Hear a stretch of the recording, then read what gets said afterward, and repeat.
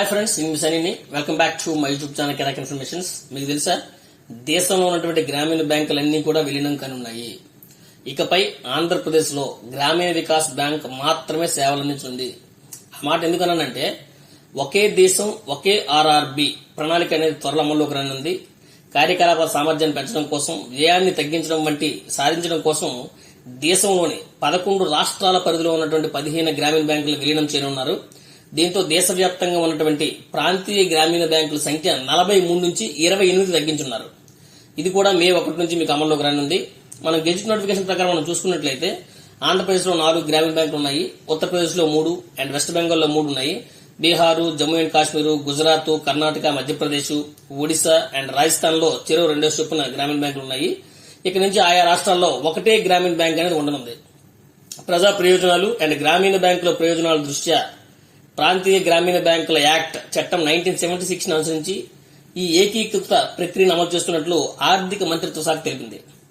And main గా మన ఆంధ్రప్రదేశ్ లో చూసుకున్నట్లయితే ఏ గ్రామీణ బ్యాంకులు ఉన్నాయంటే మనం చూసుకున్నట్లయితే చైతన్య గోదావరి గ్రామీణ బ్యాంకు, మీకు తెలుసు, ఈస్ట్ గోదావరి, వెస్ట్ గోదావరి, గుంటూరులో ఉంటుంది. అండ్ ఆంధ్ర ప్రగతి గ్రామీణ బ్యాంకు మెయిన్ గా మనకి అటు సైడ్ ఉంటుంది, రాయలసీమ సైడ్ ఎక్కువ ఉంటుంది. అది సప్తగిరి గ్రామీణ బ్యాంక్ మన చిత్తూరు సైడ్ ఎక్కువ, చిత్తూరు తిరుపతి సైడ్ ఉంటుంది. అండ్ ఏపీజీ మన ఉత్తరాంధ్రలో ఉంటుంది, ఆంధ్రప్రదేశ్ గ్రామీణ వికాస్ బ్యాంక్. ఈ 4 బ్యాంకులను కూడా కలిపి, అంటే ఈ 4 బ్యాంకులను కూడా విలీనం చేస్తున్నారు. వేరు గ్రామీణ బ్యాంకులన్నీ కూడా ఒకటే అయిపోతుంది. వాటికి union bank of India, Canara bank, IB Indian bank and state bank of India sponsored బ్యాంకులుగా వ్యవహరిస్తున్నాయి. ఈ ఏకీకరణ ప్రక్రియ అనంతరం మనకు ఆంధ్రప్రదేశ్ లో ఆంధ్రప్రదేశ్ గ్రామీణ బ్యాంక్ ఒక్కటి మాత్రమే రాష్ట్ర వ్యాప్తంగా సేవలు అందించింది. దీని హెడ్ క్వార్టర్స్ కూడా, అంటే దీని ప్రధాన కార్యాలయం కూడా అమరావతిలో ఉండబోతుంది. దానికి యూనియన్ బ్యాంకు స్పాన్సర్డ్ బ్యాంక్ గా వ్యవహరిస్తుంది. అయితే గ్రామీణ బ్యాంకుల హిస్టరీ మనం చూసుకున్నట్లయితే ముందు దేశంలో ఎన్ని గ్రామీణ బ్యాంకులు ఉండేవో తెలుసండి మీకు? 196 గ్రామీణ బ్యాంకులు ఉండే. అవి 3 దశల్లో ఉన్నట్టు చేపట్టినటువంటి ఏకీకరణ ప్రక్రియ వల్ల ఆ సంఖ్య అనేది 43కి చేరింది. ఇప్పుడు 4వ దశ, ఈ 4వ విడతలో ఆ సంఖ్య అనేది 28కి అనేది చేరనుంది.